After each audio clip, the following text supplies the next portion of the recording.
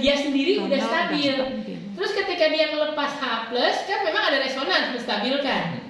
Tapi kan yang sebelah kanan itu juga sebenarnya fenol-fenol juga kan, itu bentuk ketonnya. Nah, dia juga kalau melepas H+ juga akan resonans kan, bisa jadi aromatik juga, ya. Nah, jadi di sini kita melihatnya dari reaktan awalnya.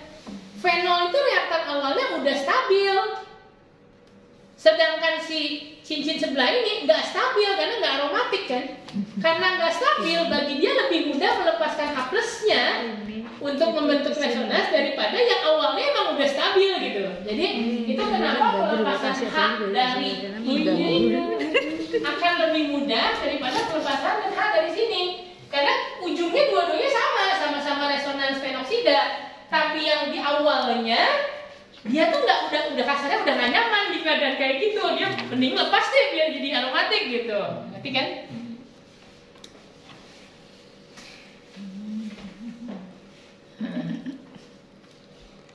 Kalau yang C gimana Pak Nugroho?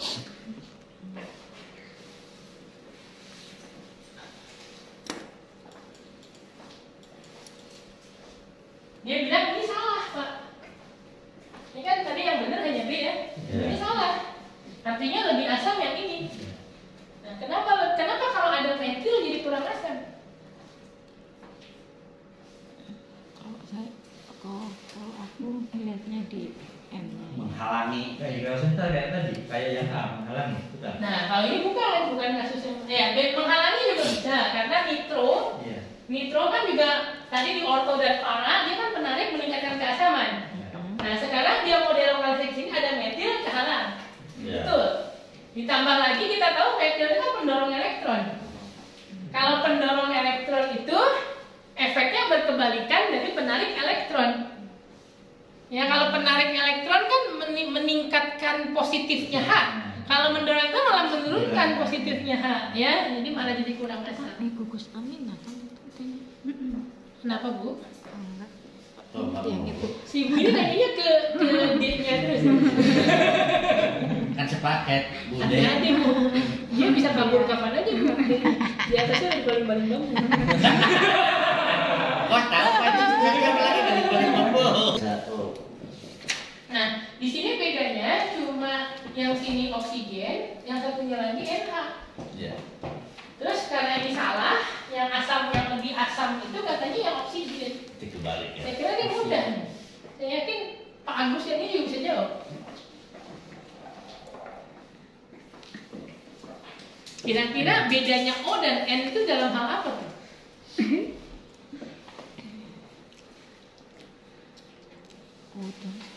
Semangat Pak.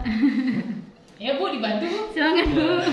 Di elektronegatifnya N tuh bisa daripada O. Kita tahu oksigen kan lebih elektronegatif, berarti mirip kayak tadi Pak yang FCl BRI.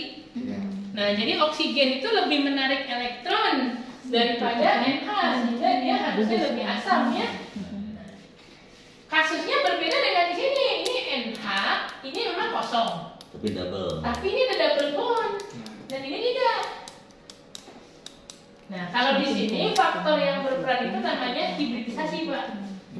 Tadi masih ingat nggak kalau rangkap 2 hibridisasinya apa? SP2. SP2. Nah, kalau yang tunggal begini? SP3. SP3. Nah, entah Bu Ati, entah Bu Aulia harusnya menerangkan ya. Kalau SP3 karakter S-nya berapa persen? 25%. 25%. Nah, kalau SP2 33. 1 dibagi 3. 33 sepertiga persen, gitu ya.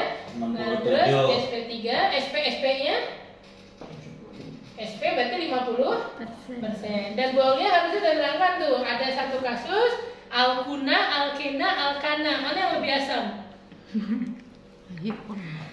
Jawab dengan senyum.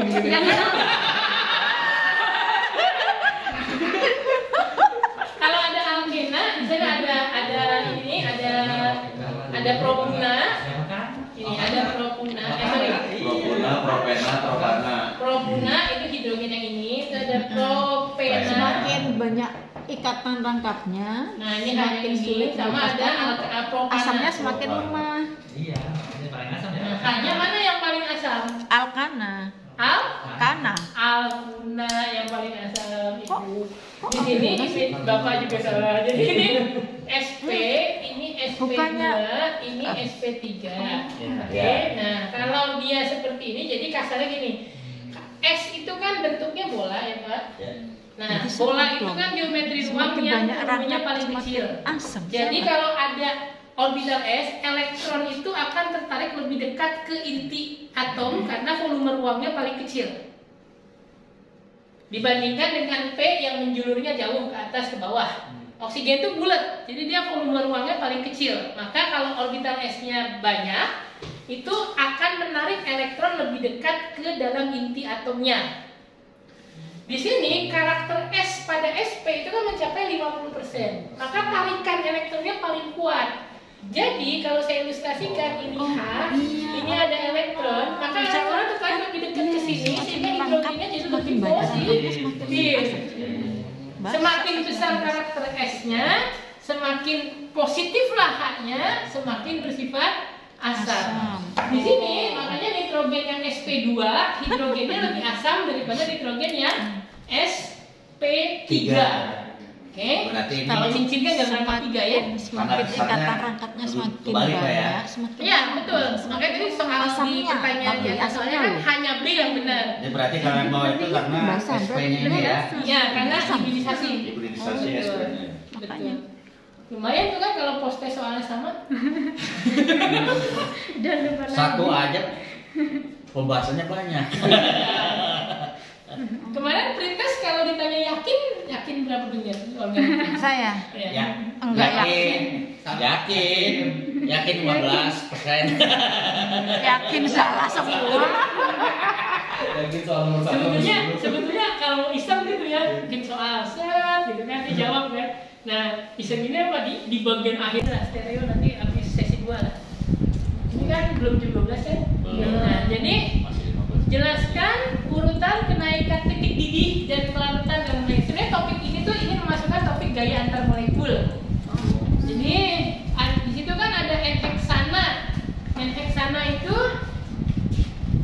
ya, mewakili alkana. Ada valeraldehida. Valeraldehida itu nama trivial untuk aldehida dengan 5 karbon. Jadi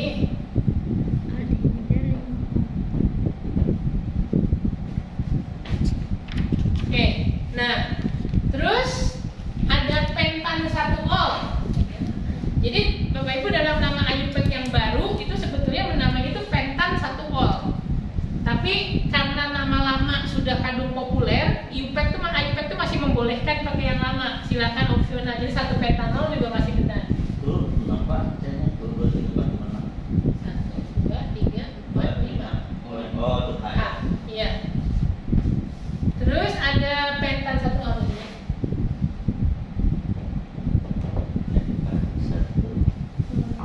Ada sekunder butil metil ether. Nah, ini mengingatkan lagi, masih ingat nggak sekunder butil gitu kan? Sekunder butil metil ether. Terus ada Kauris Diana, soalnya saya ingat dia di awal-awal jawabannya bagus-bagus, makin belakang makin hancur.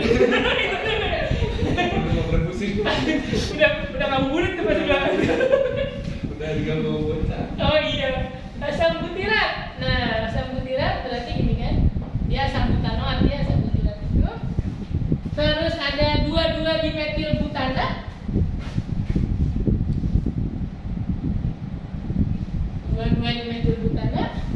Terus ada 1 pentanamina.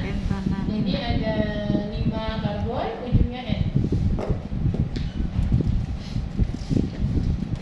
Nah, sini tuh mewakili ada alkana, ada aldehida, ada alkohol, ada ether, ada asam karboksilat, ada alkana yang bercabang, dan ada amina. Dan ini sudah dipilih yang bobot molekulnya itu mirip-mirip atau bahkan sama. Nah, supaya pembandingan titik-titik larutan itu mutlak dari gaya antar molekul, bukan dari BM. Ya, nah, kita bisa lihat yang paling tinggi yang punya gugus fungsi apa? Titik di pentam. Jadi pilih dulu lah, pilih. Yang pilih paling tinggi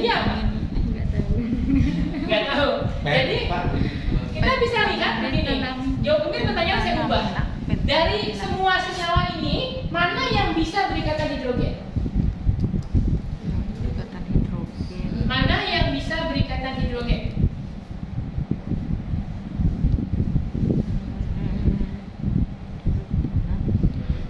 Bukannya semua bisa ya? Heksan sama ya. Heksana nggak bisa. Maksudnya berikatan hidrogen itu Enggak, dengan sesamanya. Karena kita bisa semuanya titik didih kan. hidrogen. Kita ingat bahwa titik didih itu, misalkan ini dua molekul, kalau mau mendidih, berarti kan gaya antar molekul mereka harus kita putus. Kenapa? Supaya masing-masing bisa lepas. Karena kita tahu mendidih artinya cair jadi gas, berarti harus makin bebas. Nah, berarti gaya antar molekul harus dibedakan. Kita tahu gaya antar molekul ada 3 macam. Yang utama ada gaya London, ada interaksi dipol-dipol, yang dua-duanya digabung disebut gaya van der Waals. Terus ada ikatan hidrogen. Nah, sebetulnya ada juga kalau kita melarutkan NaCl dalam air misalnya, itu kan nanti ada Na+ dibungkus air, Cl-nya dibungkus air. Itu namanya gaya ion dipol. Ada lagi kalau bicara molekular docking atau di molekul kayak DNA, protein, itu ada yang namanya pi stacking. Jadi yang tumpang tindih pi ketemu pi numpuk. Nah, itu kita nggak bahas itu di sini. Oke? Nah, jadi fokusnya hanya 3 itu. 3 yang tadi saya bilang London, dipol-dipol atau ikatan hidrogen. Akhir-akhir ini orang mulai jengah nyebut ikatan hidrogen karena katanya itu bukan ikatan, dia nyebutnya interaksi hidrogen. Tapi ya apa boleh buat, buku-buku teks semua masih nyebutnya hydrogen bonding. Ya, jadi kita harus ikuti aja. Nah, terus London itu khusus yang nonpolar dengan nonpolar. Dipol-dipol sesuai namanya, dipol-dipol, dikutub, berarti antara molekul-molekul yang polar. Ikatan hidrogen khusus antara apa? Kalau punya OH, NH2, F, atau pokoknya punya atom elektronegatif mengikat proton. Bisa O, N, F ketemu sama H, gitu ya. Bisa berikatan hidrogen. Jadi di sini yang bisa berikatan hidrogen dengan sesamanya itu ada 3. Ada alkohol, ada asam karboksilat, dan ada amina. Yang lain nggak bisa. Tapi pertanyaan saya dari yang lain itu ada yang punya CO.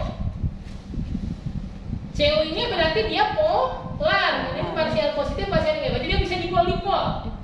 Di sini meskipun lemah, tapi masih ada oksigen, masih ada lebih polar dibandingkan dengan yang nggak ada O-nya sama sekali. Alkana tentu yang paling non polar, dan di alkana tentu saja hanya ada gaya London, gitu. Nah, yang punya interaksi hidrogen itu akan lebih tinggi titik-titiknya daripada yang cuma dipol-dipol.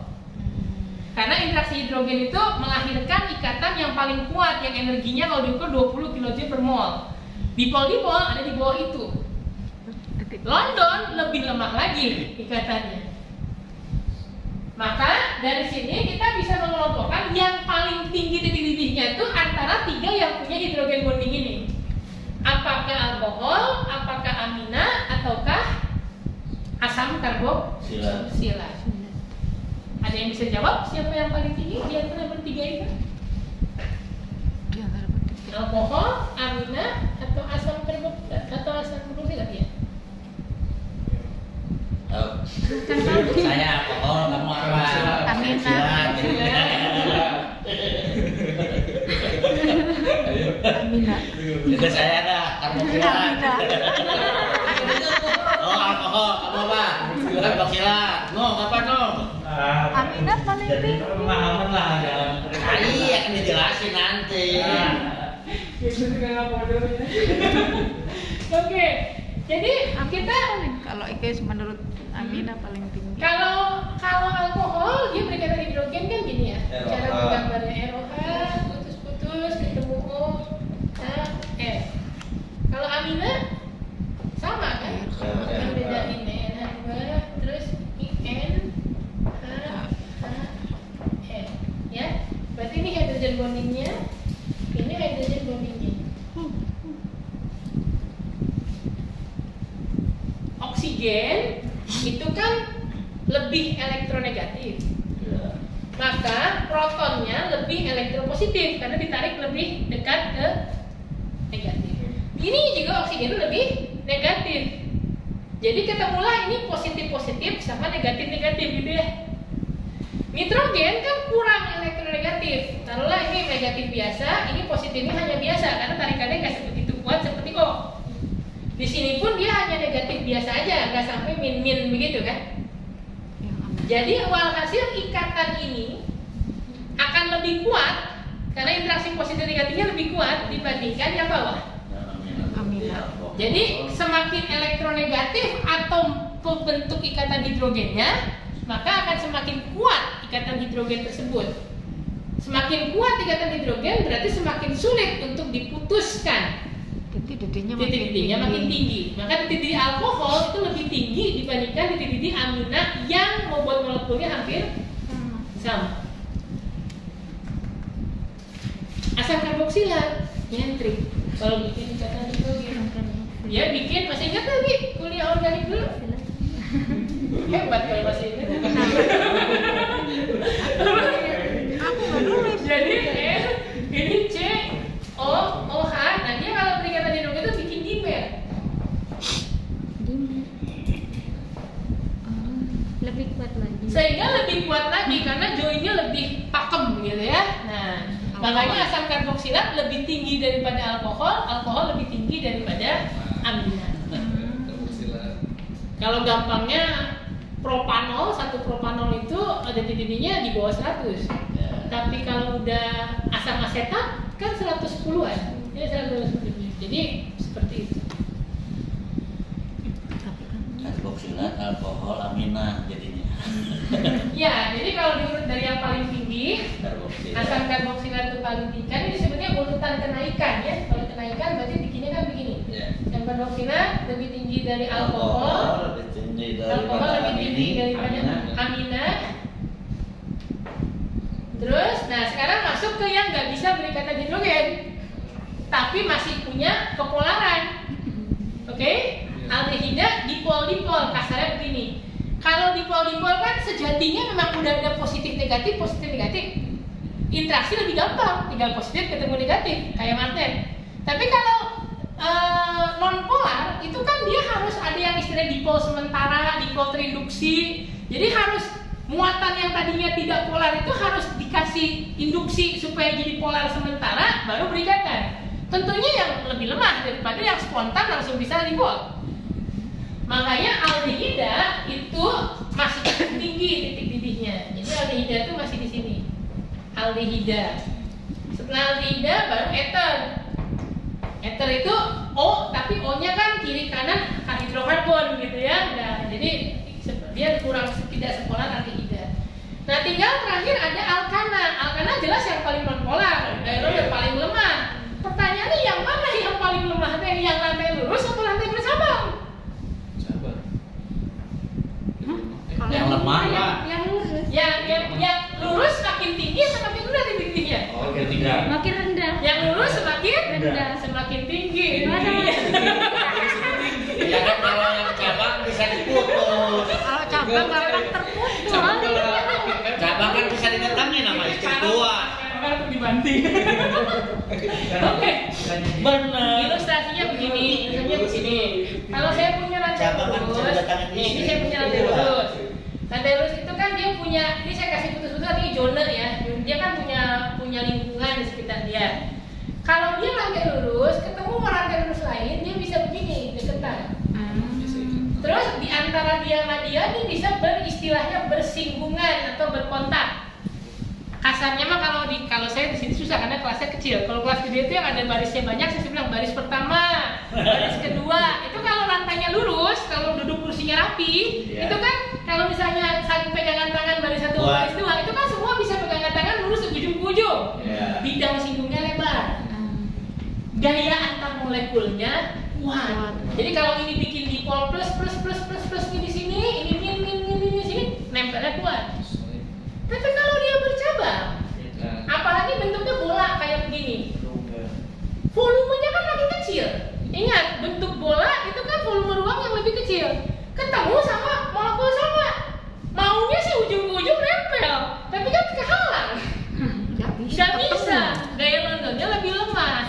Maka yang bercabang titik didihnya lebih rendah lagi. Jadi kalau urutan kenaikan berarti ini alkana lurus, ini alkana bercabang, gitu ya. Tinggal urutin sendiri.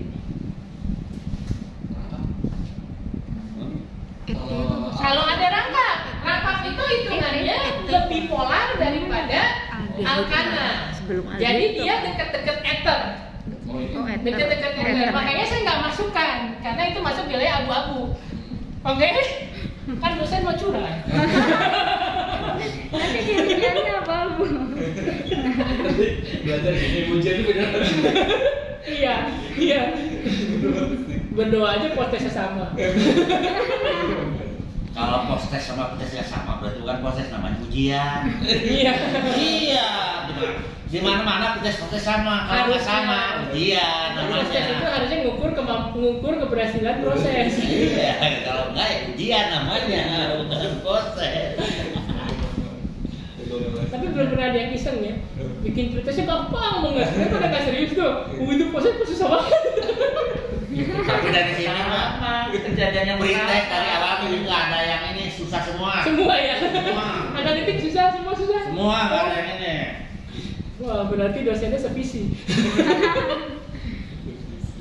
Tapi bagusnya apa dari itu ya, menilai tinggi menurut saya, dianggapnya ternyata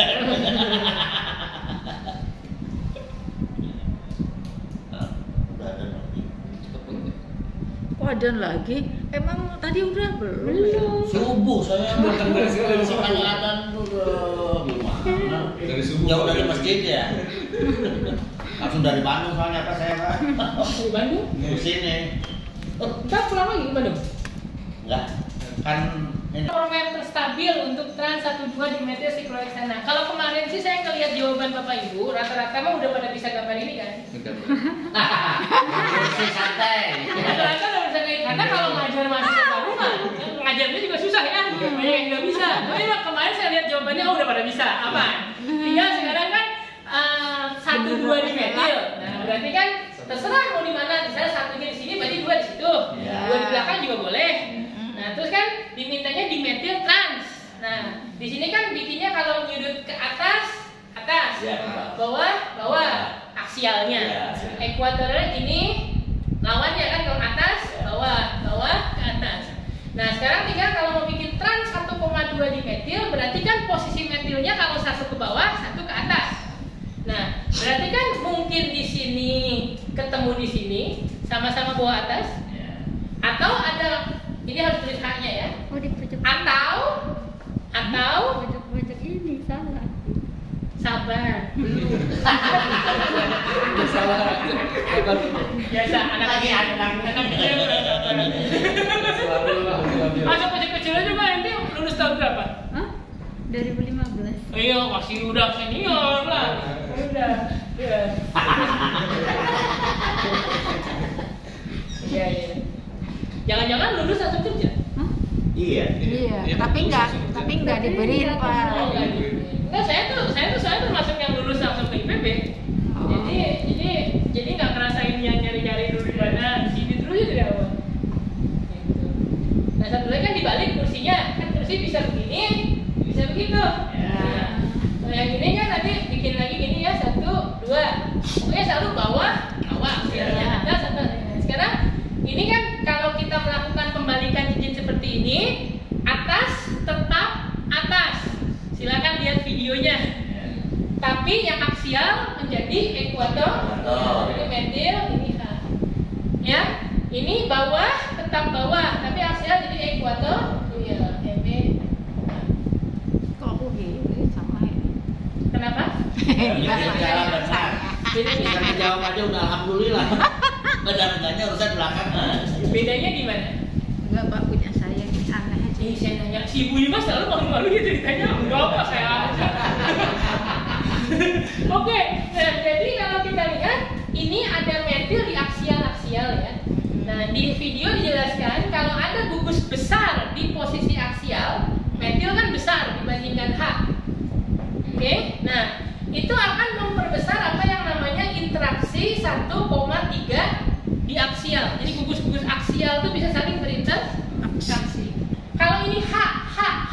interaksi itu lebih kecil dibandingkan kalau MEHH, apalagi MEMH masih berdiri lagi.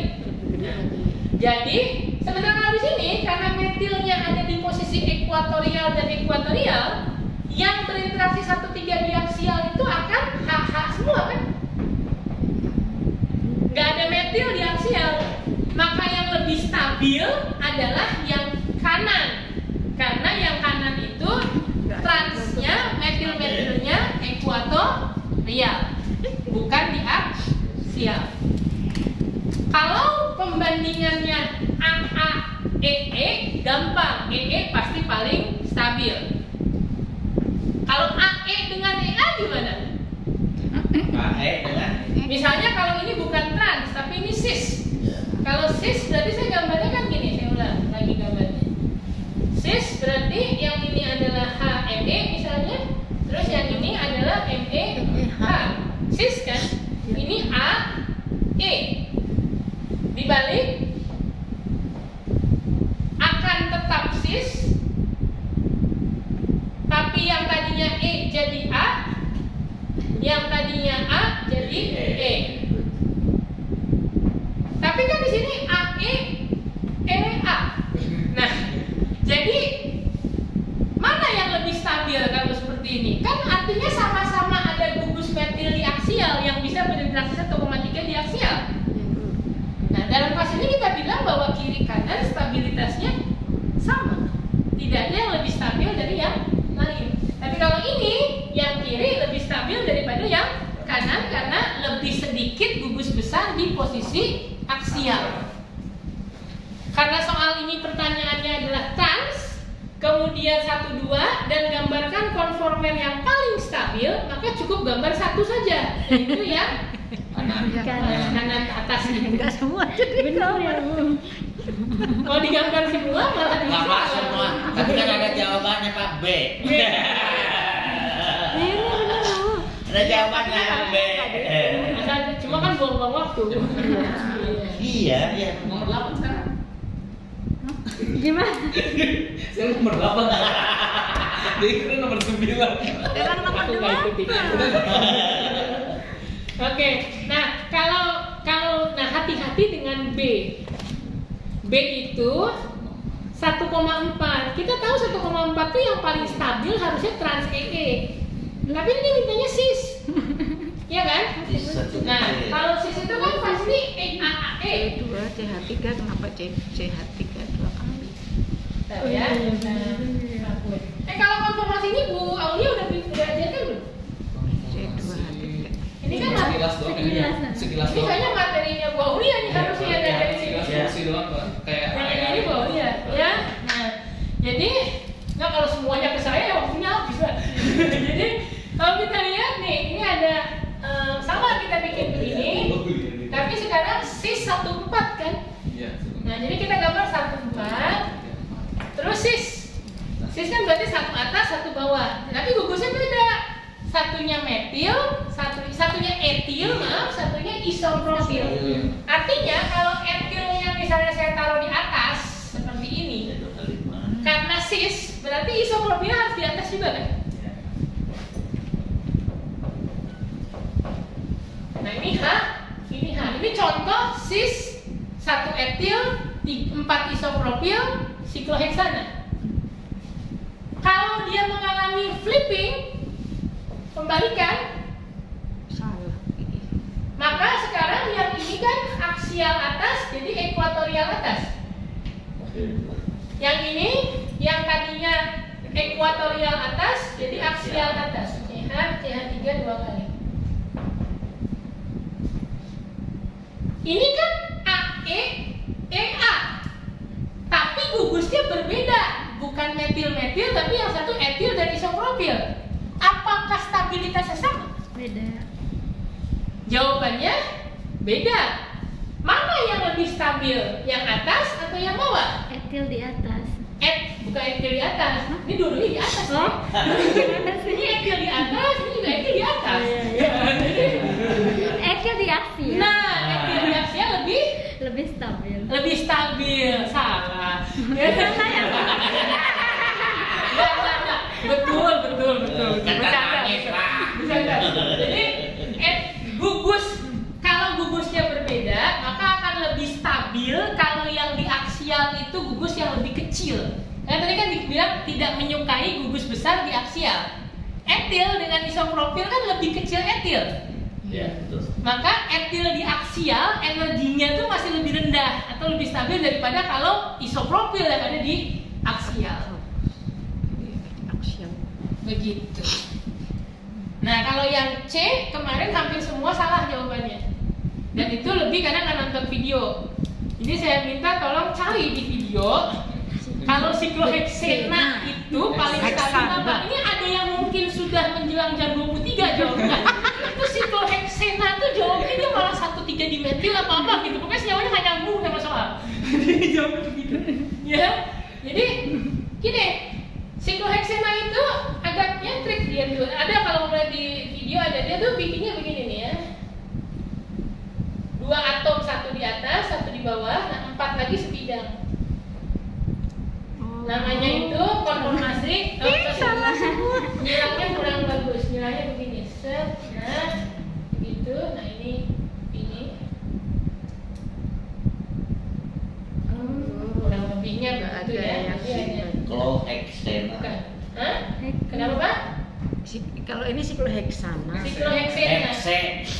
Jadi dia tuh ada 4 atom yang tampak segaris, 1 di belakang, 1 di depan. Nah, model molekulnya itu ada di video saya yang mana gitu, cari aja sikloheksena. Tapi saya ingin menunjukkan bahwa begini, kalau di sikloalkana setengah kursi itu paling tidak stabil. Tapi kalau di sikloheksena paling stabil setengah kursi. Itu efek dari rangkap 2. Begitu. Yang ada animasinya gambar bersandar. Betul, yang ada saya dibikin jadi bajak laut segala macam itu sama palukan. Terus di palukan di situ dimasukin anaknya lagi selonjoran.